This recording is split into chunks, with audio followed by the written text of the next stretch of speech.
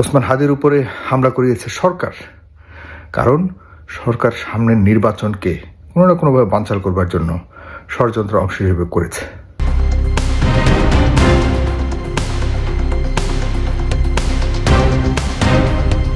ওসমান হাদির মতো 2 মিনিট জীবন নিয়ে বেঁচে থাকা বেশি সম্মানের। যে ছেলেরা হাদির মতো সাহসী যোদ্ধা হয়ে এই দেশ দ্বিতীয়বারের মতো স্বাধীন করে এই অন্তর্বর্তীকালীন সরকার ডক্টর মোহাম্মদ ইউনূসের হাতে তুলে দিল, সেই ছেলেদের নিরাপত্তা দিতে পারছে না এই ইউনূস সরকার।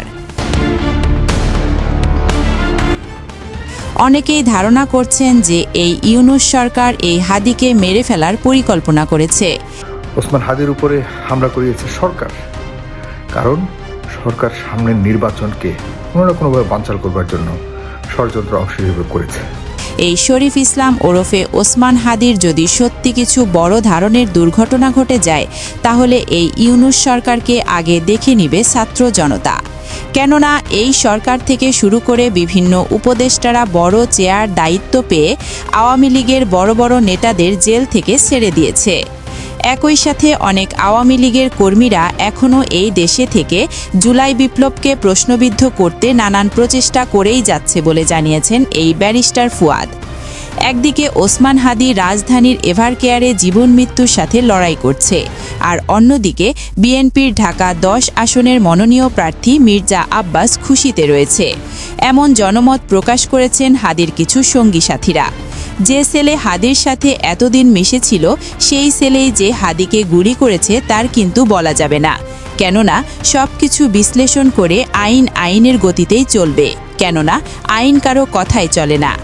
একজন সাধারণ ঘরের ছেলে ছিল এই ওসমান হাদি, যার দরকার ছিল এই জুলাই বিপ্লবের পর দেশটা নতুন করে গড়ার নিয়ে, যার স্বপ্ন ছিল এই দেশের মানুষের সাথে মিশে নতুনভাবে দেশ পরিচালনা করতে।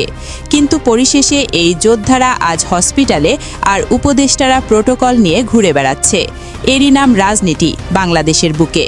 যে দেশের সাধারণ মানুষের নিরাপত্তা নাই, সেই দেশের হাদি কেন? ওসমান হাদির পরিবারের উপর যে কোনো সময় হামলা হতে পারে ধারণা করছে রাজনৈতিক বিশেষজ্ঞরা। কেননা এই দেশ এখনও স্বাধীন হয়নি। এই দেশ মনে হয় আবারও স্বাধীন করতে হবে। এই সরকারের প্রতি যে আশা আকাঙ্ক্ষা ছিল ছাত্রদের পক্ষ ইউনূস সরকারকে ঘিরে, তার কোনোটাই পায়নি জুলাই যোদ্ধারা এই ইউনূস সরকারের পক্ষ থেকে। এই সরকার ওই মহামূল্যবান চেয়ারে বসে কি করছেন ভিতরে ভিতরে, সেটা তিনিই ভালো জানেন। আর দেশে একের পর এক হামলা মামলা ছিনতাই রাহাজানি লেগেই রয়েছে। এখানে গুপ্ত সুপ্ত কোনো কথা নাই।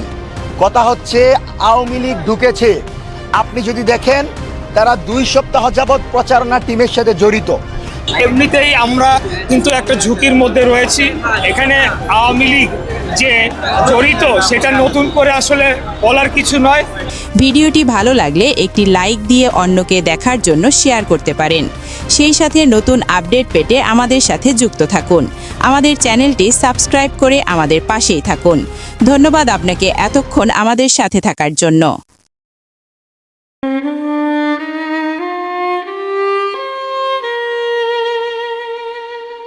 ওসমান হাদির উপরে হামলা করিয়েছে সরকার, কারণ সরকার সামনের নির্বাচনকে কোনো না কোনোভাবে বানচাল করবার জন্য ষড়যন্ত্র অংশ হিসেবে করেছে।